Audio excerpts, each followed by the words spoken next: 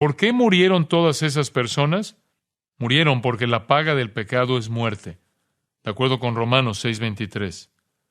Hebreos 9:27 dice, está establecido para los hombres que mueran una sola vez.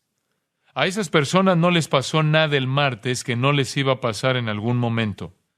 Iban a morir, solo que no pensaban que sería entonces. No tiene nada de extraordinario que las personas mueran. ¿Están preparados para esto? Desde el martes han muerto 50,000 norteamericanos. Este año morirán 2,5 millones de personas. Tarde o temprano, todo el mundo morirá. Solo que nos sentimos más cómodos cuando mueren uno a uno. No nos gusta cuando mueren 250 personas en un accidente aéreo. A veces mueren varios miles debido a una inundación, un terremoto, una erupción volcánica en un país del tercer mundo. Raramente mueren 5 o 10 mil personas y nunca en Estados Unidos, pero todo el mundo muere. 50,000 norteamericanos mueren cada semana. ¿Están preocupados los norteamericanos? No la mayoría de nosotros. Simplemente seguimos viviendo sin pensar en el hecho de que 50,000 norteamericanos mueren cada semana. Siempre que nuestro mundo sea cómodo y no tengamos que ver aviones destrozados, trenes destrozados y edificios destrozados, estamos bien. Eso mantiene la muerte a cierta distancia. Las personas se preguntan, ¿por qué Dios permitió que esto sucediera? Le sucede a todo el mundo. La pregunta verdadera no es ¿por qué Dios permitió que esto sucediera? La pregunta verdadera es ¿por qué vivimos? Deberíamos estar todos muertos porque la paga del pecado es muerte. Ezequiel 18:4 dice, el alma que pecare, esa morirá. Vivimos bajo constante misericordia, de manera que cuando se revela la justicia, nos horrorizamos. Nos acostumbramos tanto a la gracia que no entendemos la justicia. Alguna que otra vez Dios retiene su gracia y sucede un desastre mortal y nos horrorizamos. Nuestro horror debiera ser que nos recuerdan lo que merecemos. Las personas preguntan, entonces, ¿qué está diciendo Dios? Él está diciendo, ustedes van a morir y no tienen control sobre ello. Este es un recordatorio de que les doy vida, les doy amor, les doy felicidad, derramo gracia común y hago que la vida sea rica y gratificante para ustedes. Soy paciente, soy misericordioso, soy clemente, pero de vez en cuando tengo que darles un crudo ejemplo de hacia dónde se dirigen. Las personas creen que tienen derecho a vivir. Piensan que la clave de la vida son los ejercicios y la dieta. Pero no tenemos el derecho a vivir. Es la gracia de Dios la que nos da vida. Cuando Dios permite que ocurra una tragedia alarmante y dramática, no cuestionen si es justa o no. Al contrario, agradézcanle su gracia. Veamos Lucas 13, ahí en el versículo 1. En este mismo tiempo, esto es cuando Jesús enseñaba a una gran muchedumbre, estaban allí algunos que le contaban acerca de los galileos cuya sangre Pilato había mezclado con los sacrificios de ellos. Pilato era el procurador romano, el gobernador romano de la Israel ocupada. Los romanos ocuparon Israel. Los galileos eran judíos del norte del territorio y realizaban sacrificios en el templo. Ese era el único lugar en Israel donde podían realizar sacrificios, por lo que algunas personas vinieron de Galilea. Jesús era galileo, así como todos los apóstoles. Iban al templo a ofrecer sacrificios. Eran religiosos y conscientes de sus deberes. Hacían lo que Dios les reveló que debían hacer. Pero Pilato mezcló su sangre con el sacrificio. ¿Qué significa eso? Pilato envió a sus hombres al templo a matar a esas personas religiosas. El versículo 2 dice, Jesús les dijo, ¿pensáis que estos galileos, porque padecieron tales cosas, eran más pecadores que todos los galileos?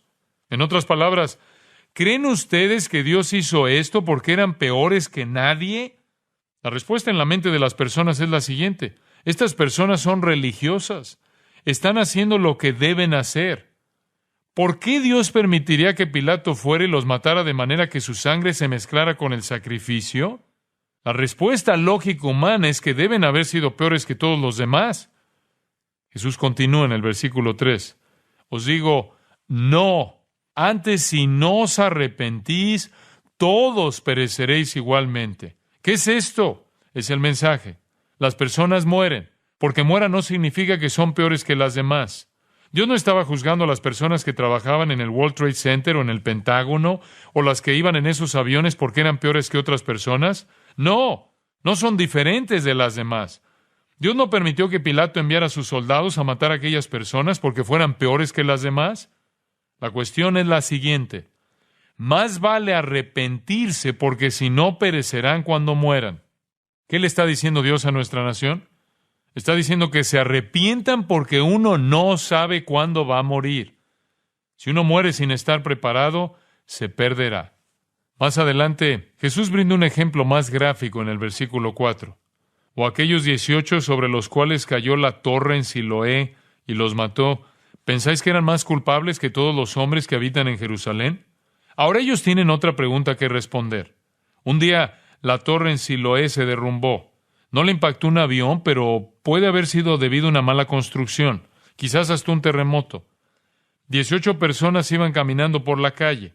La torre cae sobre ellas y las mata todas. Y la pregunta en la mente de las personas es, ¿por qué les pasó esto a estas personas? ¿Eran estas personas peores que las demás personas que viven en Jerusalén? En el versículo 5 Jesús respondió, os digo no. Antes, si no os arrepentís, todos pereceréis igualmente. Las personas que estaban en el Pentágono, las personas que estaban en las Torres Gemelas perecieron. Estoy seguro de que algunas de ellas eran creyentes, otras no, y las que no eran creyentes perecieron y fueron al infierno por siempre, sin Dios, sin esperanza. ¿No eran peores que las demás personas? Y ustedes también perecerán si no se arrepienten. Ese es el mensaje de Dios. La diferencia que hay entre las personas es una diferencia cuantitativa y no cualitativa.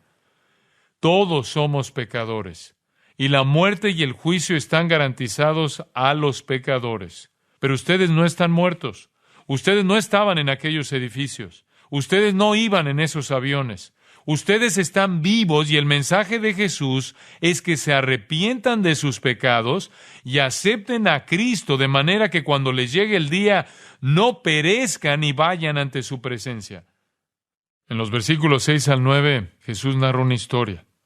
Tenía un hombre una higuera plantada en su viña y vino a buscar fruto en ella y no lo halló. Y dijo al viñador, he aquí, hace 3 años que vengo a buscar fruto en esta higuera y no lo hallo. Córtala. ¿Para qué inutiliza también la tierra? Él entonces, respondiendo, le dijo, Señor, déjala todavía este año, hasta que yo cabe alrededor de ella y la abone. Y si diere fruto, bien, y si no, la cortarás después. Este es un ejemplo vívido. Las personas tienen los días contados. Dios pudiera decirles a ustedes, córtala. Pero Dios en su gracia dice que esperemos. Le daré un poco más de tiempo a ver si da fruto. Ese es el corazón de Dios. El mensaje es arrepentirse de los pecados y aceptar el don del perdón y de la salvación en Cristo. 2,5 millones de norteamericanos morirán este año y algún día morirán todos. Estos son momentos de tomar la vida y la muerte más seriamente, ¿no creen? Basta de fiestas y de juegos. Es hora de arrepentirse y de pedirle a Dios que los salve del infierno eterno. Ustedes tienen los días contados. Es como si Cristo le dijera al Padre, dame otro año más para trabajarla. Es hora de que los predicadores le pongan fin al teatro, al balbuceo psíquico, a los cuentos simpáticos y al entretenimiento banal y hablen de la vida y de la muerte en términos bíblicos y rescaten a los que están pereciendo y cuiden de los moribundos. Es hora de que ustedes hagan valer sus vidas como testigos del Evangelio. ¿Qué otra cosa puede importar? Aquí es por donde deben comenzar. Muestren un poco de amor y denle el Evangelio a un musulmán. Ellos necesitan a Cristo. Ellos no son sus enemigos, sino el campo de su actividad misionera. No deberán asumir una actitud hacia ellos que no sea la de compasión y amor a un pueblo atrapado en una religión de engaño y condenación. Si ustedes conocen a personas que son árabes, si ustedes conocen a personas que son musulmanes, díganles que existe un Salvador, díganles que hay perdón. Ustedes son misioneros y en estos tiempos creo que nos damos cuenta de que el mundo que tenemos por delante no va a ser como el mundo que acabamos de dejar.